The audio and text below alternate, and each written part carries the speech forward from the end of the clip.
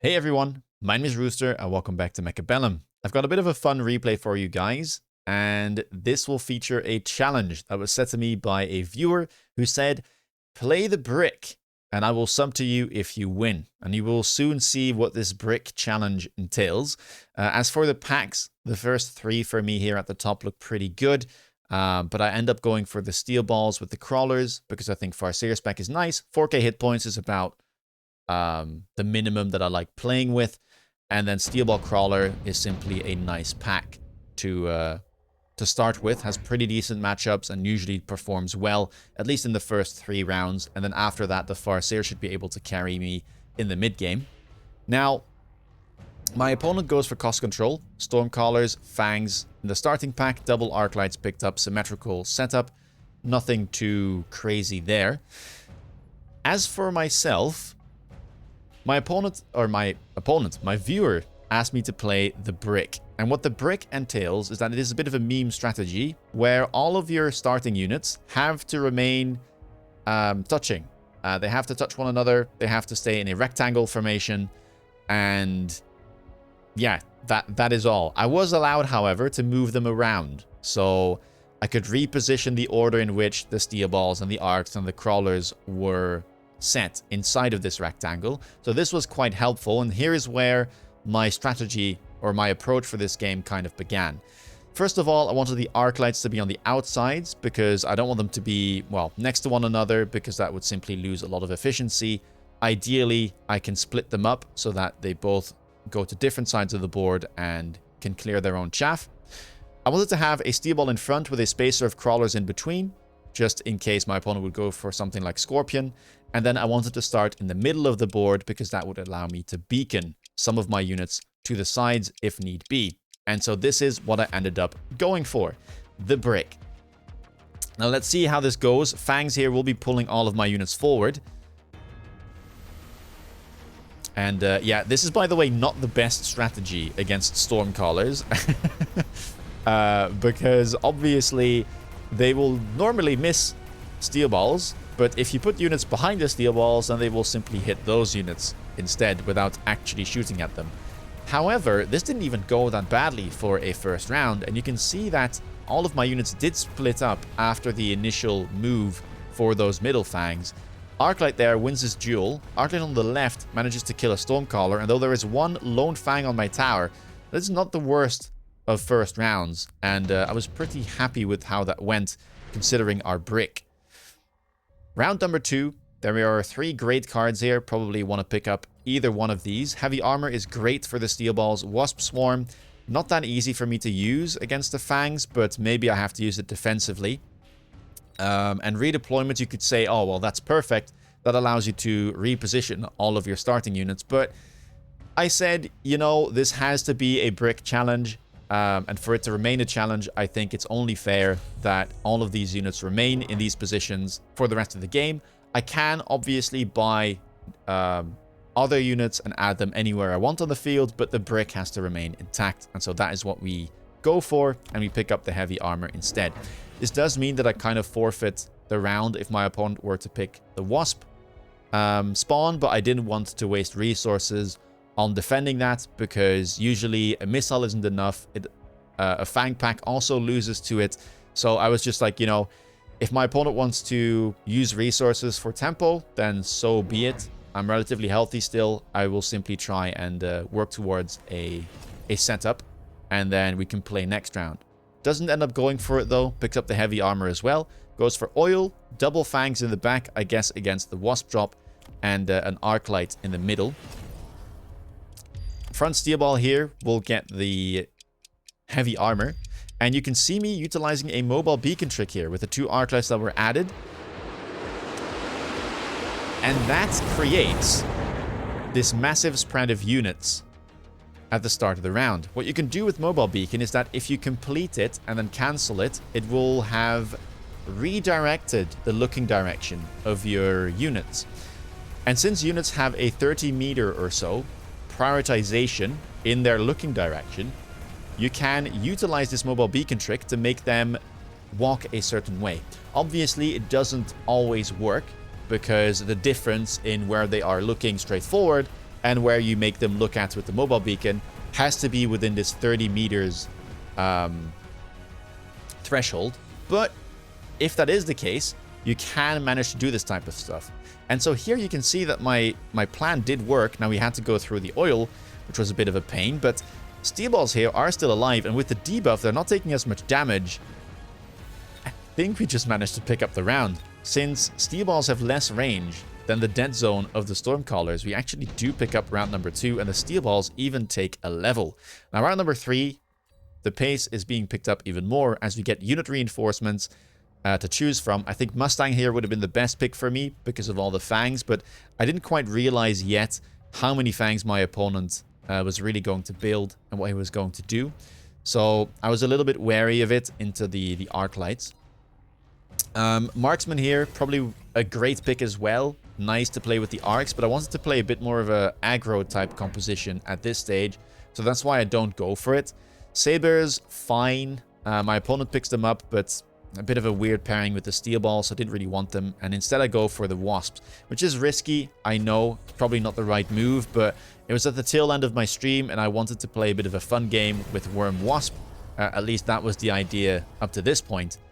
And yeah, that's why I picked up the wasps. But my opponent there, perhaps knowing that I like to play this, goes for range on the fangs, which definitely did surprise me. And that'll make it much more difficult to get into a wasp comp.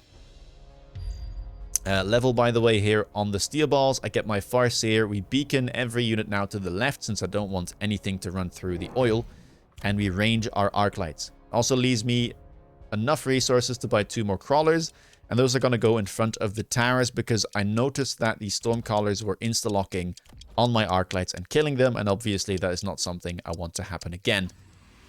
Double Saber there in the middle. Opponent found a unit to put the heavy armor on that they picked up last round. And let's see how this goes. This is not a bad matchup for me whatsoever. The Stormcallers are probably the scariest. Opponent did level them up, probably realizing that they are doing a good job up to now. But yeah, Saber into Steel Ball, usually not the best matchup. They shoot kind of slowly, and you can see that they can get overwhelmed. So, Sabers easily dispatched of. Steel Ball's now getting into the left tower. Should allow us to get a debuff, and with that, the Farseer survives the shots from the Stormcallers and will be able to keep killing more of them. And so that looks to be a pretty good round, all things considered. Lots of damage for round 3. And yeah, very happy with that. Now, round number 4. Additional deployment slot looks good. Wouldn't be a bad pickup. Mobile beacon, though, would allow me to split up my units from the brick and send them to 2 different locations. And so in the spirit of this challenge, that is eventually what I go for. Simply to be able to reposition, remaneuver all of my units in the middle. Opponent goes for the Mustang production line. And in order to fit it, we'll be buying a fortress on this round. But this does mean that he actually skips a unit deployment. And I wasn't really expecting this to show up. Now what you'll see me do is range my wasps, which definitely feels really bad when your opponent has not necessarily the ranged fangs, because I felt I could probably beat that. I do run HE on my wasp, so I think that matchup is fine.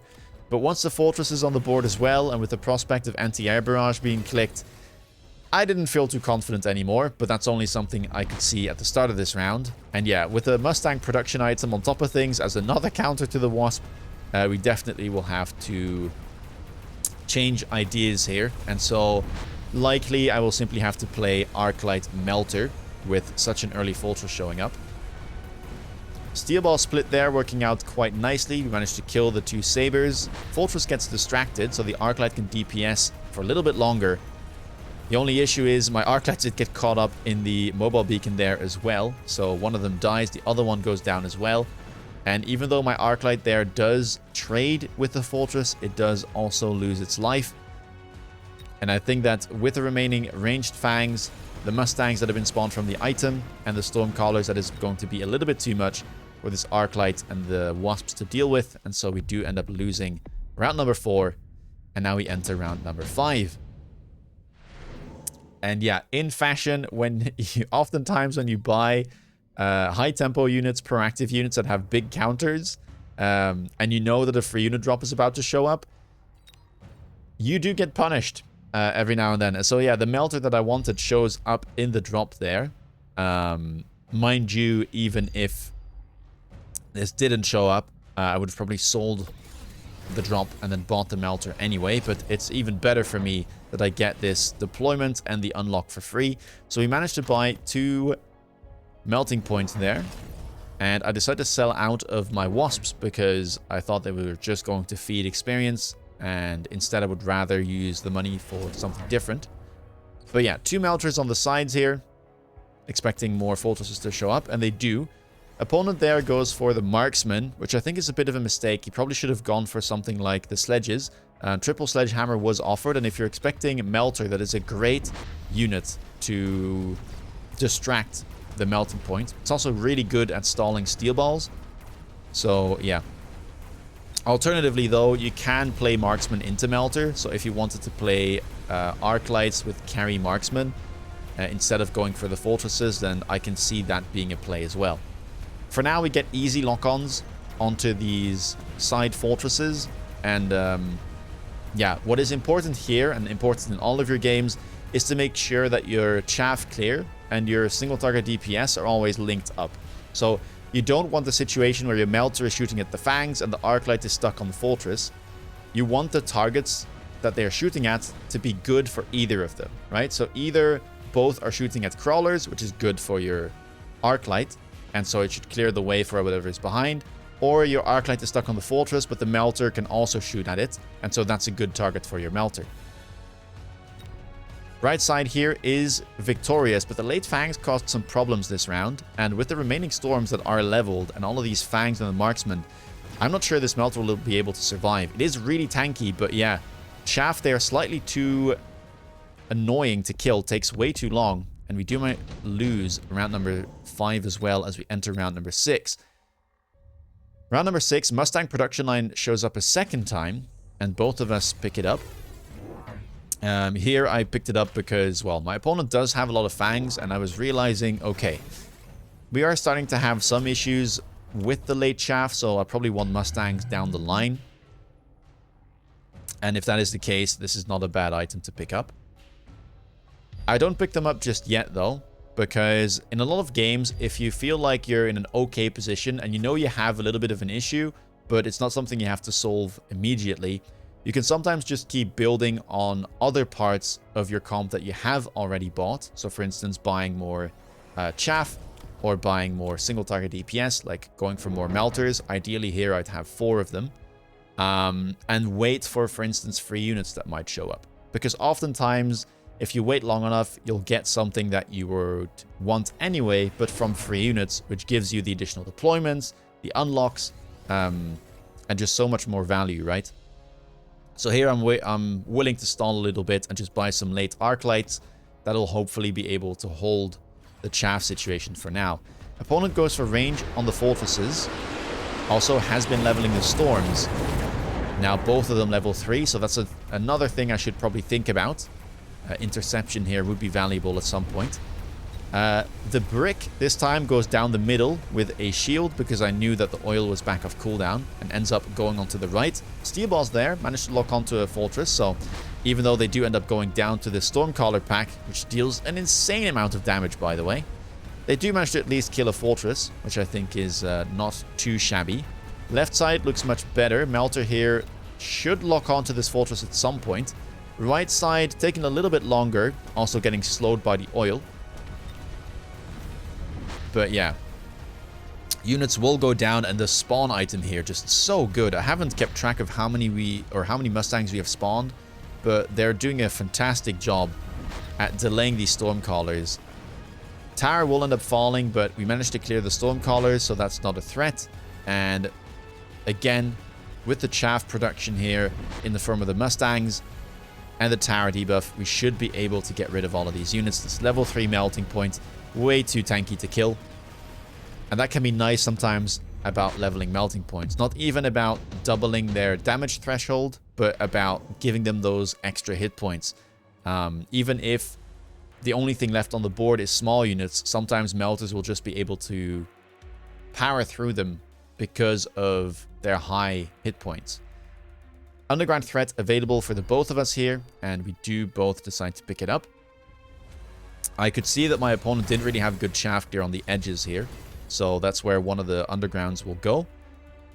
And I meant to tech my crawlers with something like drill or replicate here, but I think I forget in the end, spending all my resources on other stuff.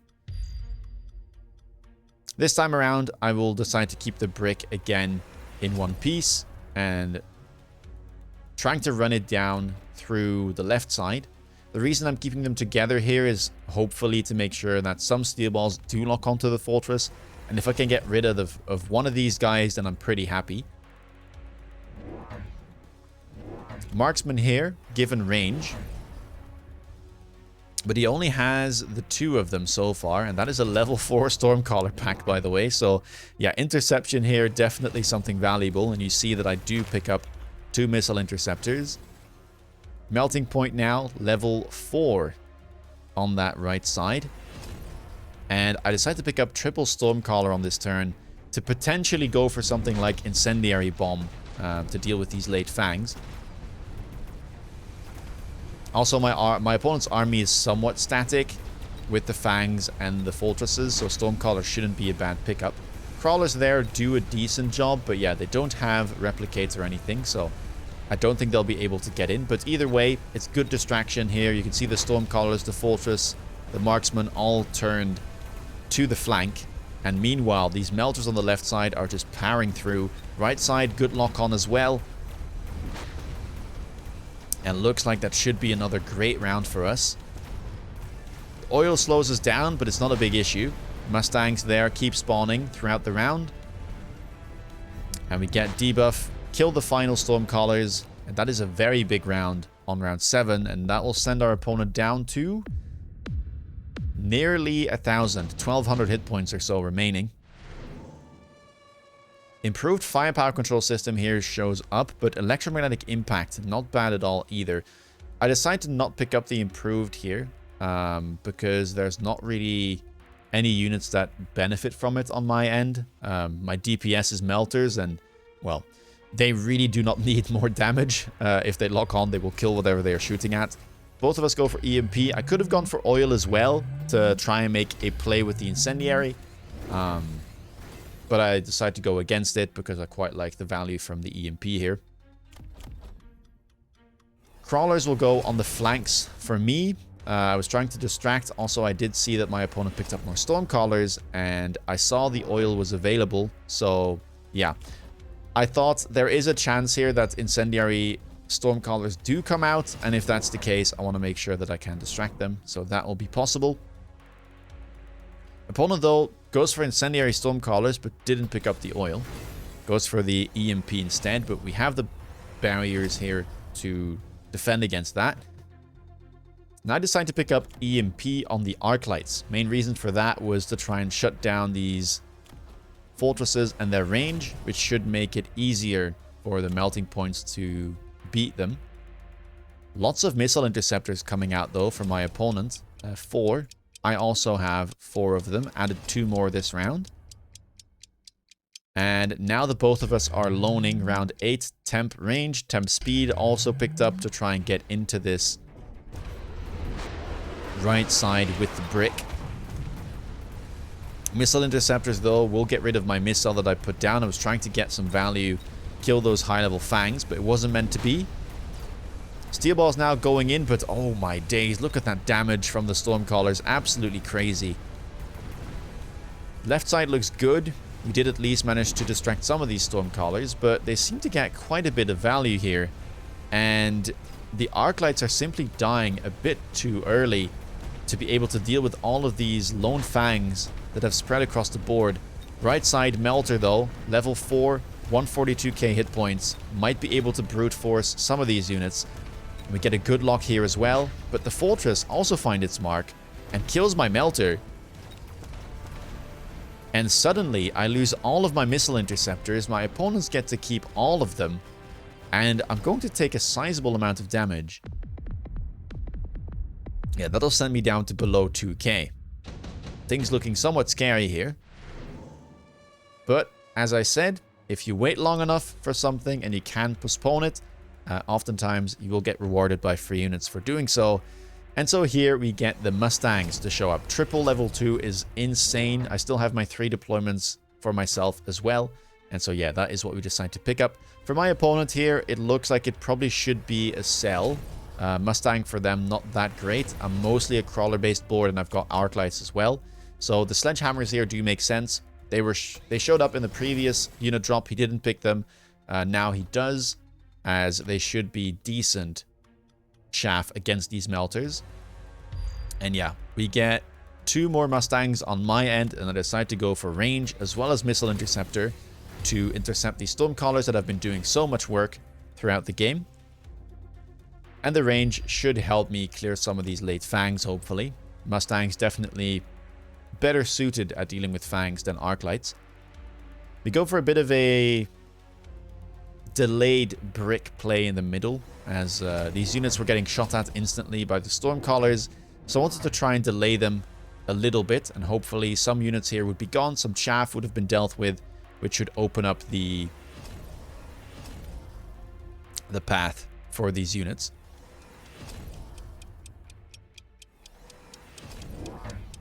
Both of us, of course, loaning. Crawlers here in front, I'm guessing to delay these stormcallers or make sure that they don't hit the fangs if I were to go for incendiary after all. But at this point, I've kind of given up on the stormcaller idea. Opponent has a lot of interceptors on the board, so didn't really want to go for the fire plan. And yeah, Mustangs here will do a great job at intercepting these missiles. There's a little bit of fire on the board, but it's not too far up. So I should be kind of fine. Lots of fangs, rather, walking up there, dying to the Mustangs. And arclights with the EMP will be able to beat their counterparts, which do not have the EMP. Good lock on here onto that fortress. And since it is EMP'd as well, the range will make sure that it doesn't kill my units on the left. And so we managed to walk into my opponent this time. We also get the missile interceptor turrets. So good value here. Stormcallers, though, still scary now that there's no more interception left on that left side of the board. But right side, remember, is spawning those Mustangs from the item. And I mean, look at how... I think all of these were spawned by the melter. And that means that we do pick up a round, but I don't think that's going to be quite enough. Yeah, 71 hit points remaining, so it'll have to go to round 10. Can we close it out on this turn and complete the brick challenge? We'll have to see. Electromagnetic impact shows up again, and I do pick it up. Great spell, great value. Vulcan's Descent, something I have to kind of worry about. So we'll have to shield behind us to make sure that my opponent doesn't go for a cheese play. And it's going to be the Vulcans picked up here from my opponent, aside from the drop. EMP goes onto the left from me, and yeah, you can see me, bunch of bubbles here on the back of my battlefield to make sure that this Vulcan drop doesn't kill my Mustangs and grab a tower debuff. That would be disastrous. Again, we go for this late beacon here with my brick units, trying to make sure that I don't also beacon the arc lights. Obviously, they have range, so they should be fine walking forward. And I also pick up EMP here on the melting points to try and break some shields and also turn off more techs if I can. Oil back off cooldown for my opponent. And we get Incendiary Bomb plus Sticky Oil Bomb Vulcans. We often call those war crime Vulcans in the community. They are practically impossible to intercept, so you can have as many Mustangs as you want. Oftentimes, it will still land fire. I go for a bit of a fire play of my own there, but obviously, because of the EMP, this won't quite work.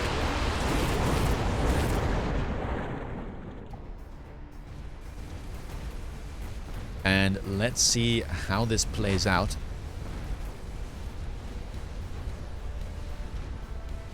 We get a good lock there on the right side of the board. The fire did spread a little bit, but not onto the Stormcallers. Mustangs seem to be fine despite all of the fire, and it does dissipate somewhat quickly. So That will save some of these Mustangs, luckily. We spawn more of them on the right side, and this time around, left side seems to do even better than the right side. Walking into the tower, there should be a debuff following soon. The Stormcaller's in trouble as units are getting underneath their gun line. And with that many units left alive, that should be plenty to close out the game. And so with that, we complete the brick challenge and get ourselves another sub on Twitch to boot. This was a pretty fun one to play. Obviously, it's a bit of a silly match there, and it ends up being a pretty solid board of Arclight, Stormcaller, Melter, Mustang. Pretty normal high MMR comp, I would say. But I think the early game had some interesting tactics to make sure that I could not fall behind in tempo too much with this strategy, right? Putting things in the middle, utilizing the beacon tactics, utilizing the way targeting works in the game to our advantage. Got us a good amount of tempo. I think the steel balls did admirably. We did keep them on the board. Spreading these arc lights to the sides, also quite important. And, well, after that, of course, we also got really good unit drops this game. Both the melting point drop was fantastic. It came the turn after the fortress was purchased. But yeah, that's kind of how free units end up working half of the time. And the Mustang drop also was fantastic, but we waited for that to show up since we weren't in dire hurry to get the interceptors and the fangs. And that ends up paying off. Also, I think this item there, absolute MVP, got so much value as chaff against the Stormcallers and just producing more Mustangs eventually with the double tech. Fantastic stuff. Anyway, if you like this video, please leave a thumbs up. If you want to stay up to date with my latest content, please consider subscribing. And if you want to see me play live and sometimes try out these wacky strategies, check me out on Twitch. With that being said, take care, guys, and see you in the next video. Bye-bye.